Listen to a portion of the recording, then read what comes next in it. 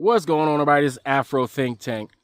Benjamin Netanyahu blames America for the death of IDF soldiers. Yeah, you heard that?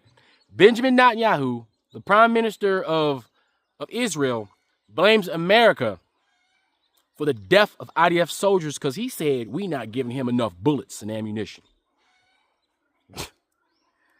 Do you see the disrespect? The disrespect that Israel feels entitled to our taxpayers' money. And if we don't give him money to continue to commit his genocide, we are at fault. Keep in mind, this is the same government that's been purposely killing babies, that's been purposely bombing hospitals, that leveled an entire country in order to give real estate to white, rich millionaires and billionaires. They already got a plan and everything.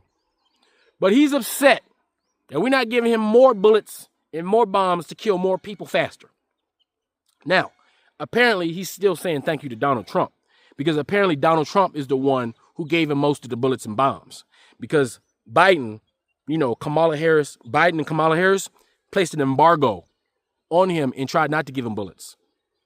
Even though I guess, a lot of people didn't take that in consideration when they voted for Trump. The Arabs didn't take that in consideration. They weren't paying attention to none of that because they weren't about to vote for that black woman. They rather have genocide. They rather their Arab women and babies die in mass. They rather lose their entire country than vote for that black woman. So they fucking around and finding out, right? But I think it's time for us to take our American titty off of Israel and see if they can stand up on their own 2 feet. That's what I think it's time for us to do. I think it's time for us collectively to say, Israel, you're on your own. Because the audacity of this country, who can't stand up on its own without America. If America removes itself, Israel would have to change its posture because it's not strong enough. It can't stand up on its own bootstraps. Israel only is able to do what it's doing because it's stealing our money.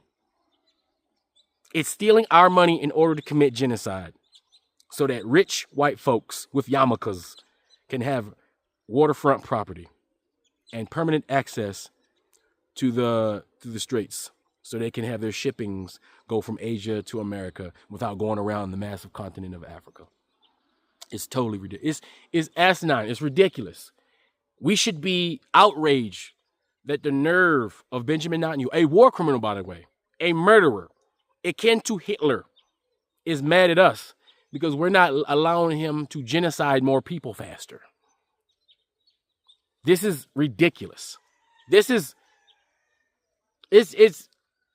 time, guys. It's almost what words can I say? It's time for us to let Israel handle its own shit by itself and see what they can do.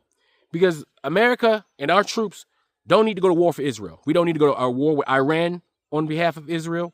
We don't need to go to war with any more Middle Eastern countries on behalf of Israel. We are tired of spending American blood for the sake of Israel. Let Israel go fight all those wars by themselves. Let them manufacture their own bombs and bullets. Let them protect themselves with their own security. Let them do it by themselves, since they're so big bad and since God is on their side, right, and said it's okay for them to commit all this genocide. Let Israel do it all by themselves. And let us Americans make America great, for real, this time, in real life. And we cannot make America great while we still enable Israel to commit the atrocities in the Middle East. All the murders, all the assassinations, all of the killings of heads of state, all of the criminal activities that this criminal failed state called Israel is committing. We should not be financing them. And I think almost every political affiliation in America I think we're all on the same page. Even our own domestic neo-Nazi freaking enemies within America are tired of giving them money.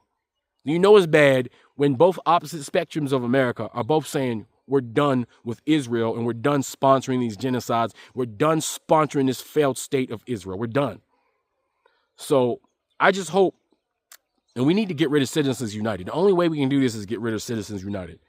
That gave the lobbying the ability to give endless amount of money under freedom of speech to these politicians. We need to get rid of these weak politicians that rather serve Israel instead of American people.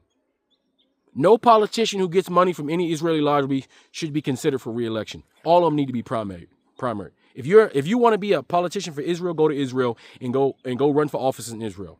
But if you're going to be an American politician, you need to serve the people, because our tax money pays your salary. Our tax money should not pay the salary of people who send our money to other countries to commit genocides, period. Plain and simple. Anyway, you guys tell me what you think in the comment section. It's Afro Think Tank. Learn some, teach some. I'm out.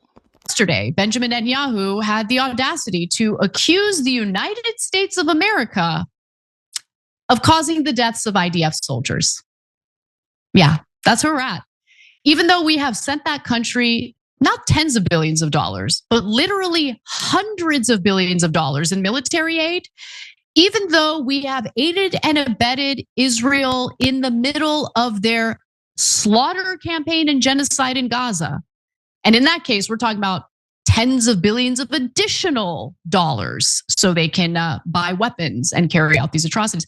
None of that matters, because here you have the Prime Minister of Israel saying IDF soldiers died because of the United States. We can play this game.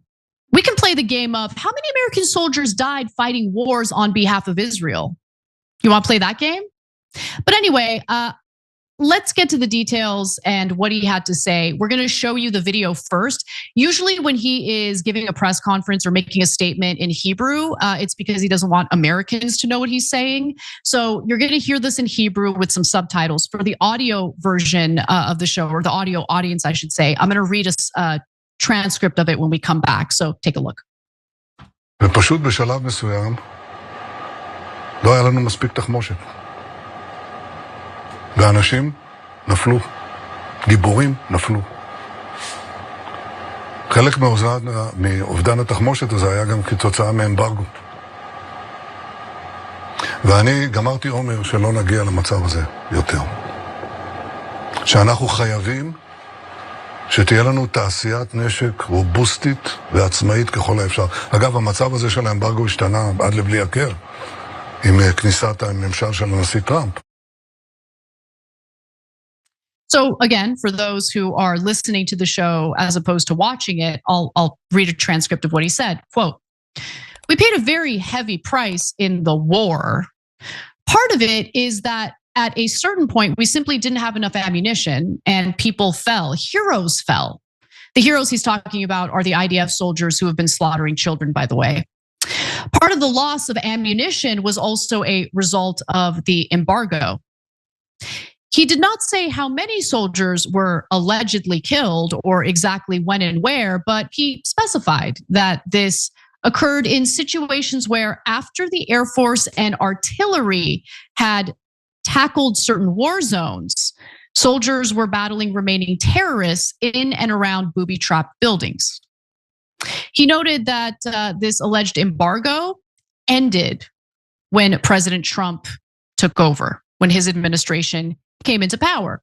And he went on to say that, quote, "He has prioritized establishing a robust domestic army industry for maximal independence so we don't run out of weapons or ammunition." Is that why Netanyahu is trying to get the United States to sign on to a 20-year memorandum of understanding? That's a fancy way of referring to the military aid deal that Israel is trying to get the United States to agree to, in which American taxpayers who live in a country that's drowning in $38 trillion in debt takes out more debt in order to fund Israel's expansionist military project.